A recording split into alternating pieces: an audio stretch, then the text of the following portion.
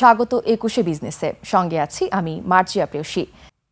আমদানি রপ্তানি বা বৈদেশিক বাণিজ্যের আড়ালে বাংলাদেশ থেকে 10 বছরে ৬,৮৩০ কোটি ডলারের সমপরিমাণ অর্থ পাচার হয়েছে, যা বাংলাদেশের মুদ্রায় প্রায় ৮.৫ লাখ কোটি টাকা, যা বাংলাদেশের জাতীয় বাজেটের চেয়েও বেশি।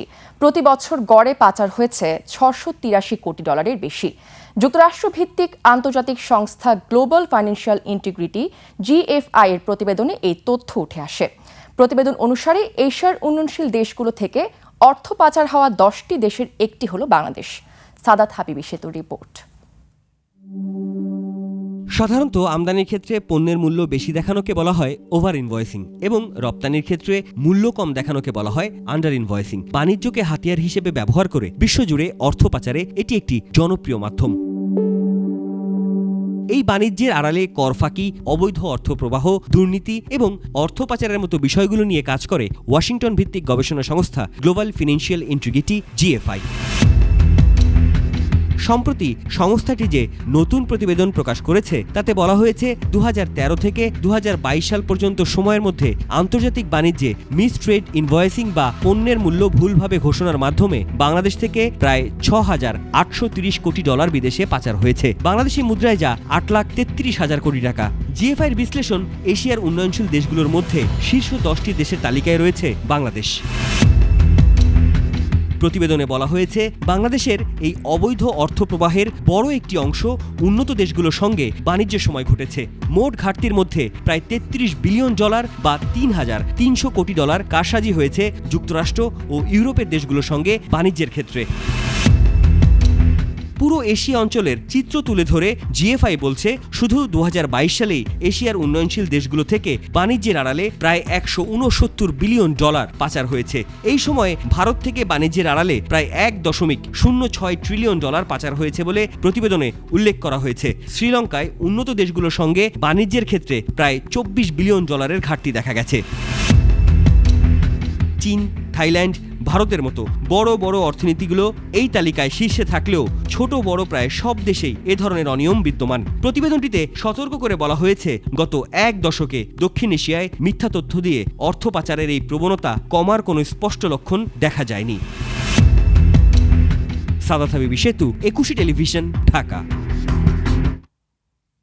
মধ্যপ্রাচ্যে চলমান সংঘাতের প্রভাব পড়েছে জ্বালানি বাজারে। এশিয়ার বাজার খোলার সঙ্গে সঙ্গেই ব্রেন্ট ক্রুড তেলের দাম বেড়ে ব্যারেল প্রতি $116 বেশি হয়েছে। সর্বশেষ তথ্যে দেখা গেছে ব্রেন্ট ক্রুডের দাম দাঁড়িয়েছে $116.12, যা আগের তুলনায় প্রায় 3.15% বেশি। এছাড়া যুক্তরাষ্ট্রের WTI ক্রুড অয়েলের দামও বেড়েছে। প্রতি ব্যারেল WTI ক্রুড অয়েলের দাম ছাড়িয়েছে $101 মার্কিন। গত 28 ফেব্রুয়ারি যুক্তরাষ্ট্র ও ইসরায়েলের ইরানে হামলা শুরুর আগে তেলের দাম ছিল প্রায় $72। এরপর থেকে ধারাবাহিকভাবে দাম বাড়তে থাকে। গত 19 মার্চ তেলের দাম সর্বোচ্চ $118 পৌঁছায়। এরপর কিছুটা কমে গেলেও শুক্রবার পর্যন্ত তা $112 কিছু উপরে অবস্থান করছিল, যা যুদ্ধপূর্ব সময়ের তুলনায় অনেক বেশি। বিশ্লেষকদের মতে মধ্যপ্রাচ্যের সংঘাত অব্যাহত থাকলে তেলের বাজারে অস্থিরতা আরও বাড়তে পারে। জ্বালানি তেল সংকটের প্রভাবে বাংলাদেশের বিভিন্ন অঞ্চলে পণ্য পরিবহন ব্যয় বাড়ছে। গ্রাম থেকে শহরে আসতে পরিবহন খরচ বৃদ্ধির অজুহাতে তরি তরকারি ও নিত্য প্রয়োজনীয় পণ্যের মূল্য বাড়ছে। প্রতিনিধি আশরাফুল ইসলাম নূরের তথ্যচিত্রে সুমন সিদ্দিকী বাবুর ডেস্ক রিপোর্ট। খুলনার কয়েকটি ঈদ বাজারে ঈদ পরবর্তী সময়ে নিত্য প্রয়োজনীয় পণ্যের দামে দেখা যাচ্ছে মিশ্র প্রবণতা। কোথাও দাম কমেছে, কোথাও স্থির রয়েছে, আবার কিছু পণ্যে বেড়েছে দাম। বিশেষ করে মুরগির বাজারে অস্থিরতা থাকলেও গরু ও খাসির মাংস আগের দামেই স্থির রয়েছে। শহরের পার্শ্ববর্তী এলাকা থেকে প্রতিদিন কাঁচা তরকারি পৌঁছায় বাজারগুলোতে, কিন্তু ডিজেল সহজ প্রাপ্তি না হওয়ায় 1-2 দিন পরপর ট্রিপ আসছে প্রান্তিক কৃষকদের থেকে শহরের বাজারে। ফলে মাঠে পর্যাপ্ত তরকারি থাকলেও বাজারে সরবরাহ কমছে। ক্যারিং কস্টের জন্য অনেক দ্রব্যমূল্য কম বেশি বাড়বে, এটা ধরে নিতে হবে আর কি। শুনছি যে সামনে আরো কমবে, এখন তো কমে নাই এখনো। তেলের সংকট দেখা যায় তাহলে তো দেশে আরও মনে করেন ক্রাইসিস বেশি হবে। অন্যদিকে খুচরা বিক্রেতারা বলছেন জ্বালানি তেলের সংকটে গাড়ি নিয়মিত আসতে না পারায় পরিবহন ব্যয়ও বেড়েছে, ফলে বাধ্য হয়ে বাড়তি দামে কিনতে হচ্ছে পণ্য। ব্যাপারীরা অজুহাত দেখাচ্ছে যে গাড়ির সংকট, গাড়ি পাচ্ছি না, ইজি বাইকে বেশি পয়সা দিয়ে আনতে হচ্ছে, যার কারণে দাম বেশি। তেলের আরও সংকট বাড়ে তাহলে মুরগির দাম আরও একটু বাড়ে। পার কেজি প্রতি আবার 10 টাকা 20 টাকা বাড়তে পারে এই তেলের জন্য।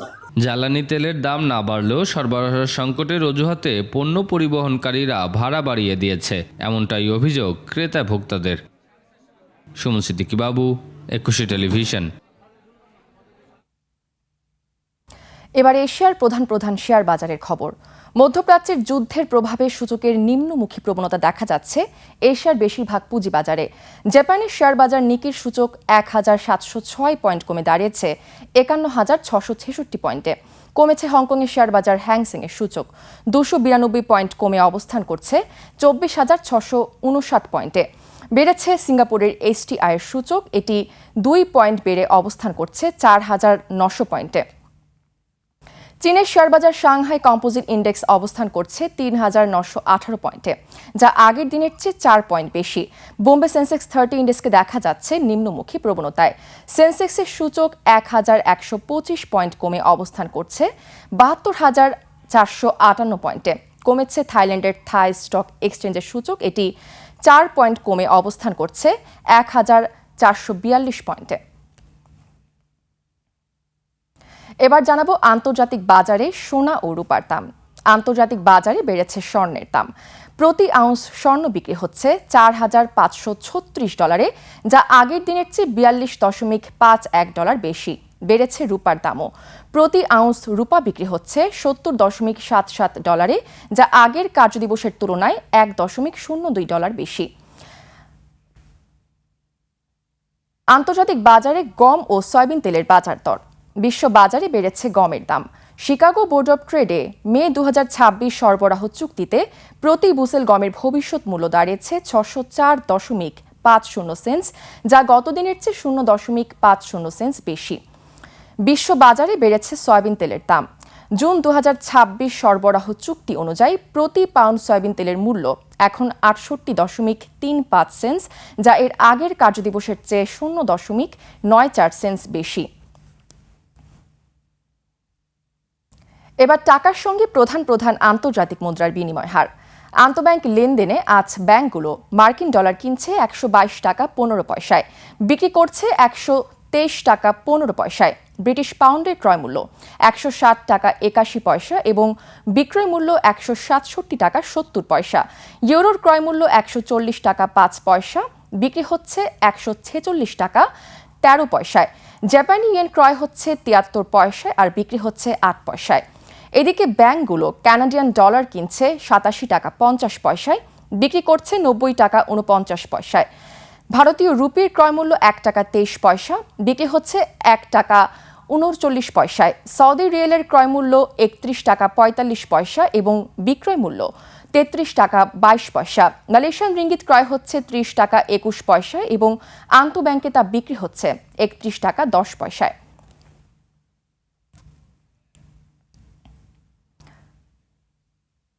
দর্শক, এরই সঙ্গে শেষ করছি আজকের একুশে বিজনেস। আগামীকাল দুপুর 1টায় আবারও ফিরে আসবো একুশে বিজনেসের সব আয়োজনে। দেখার আমন্ত্রণ রইল।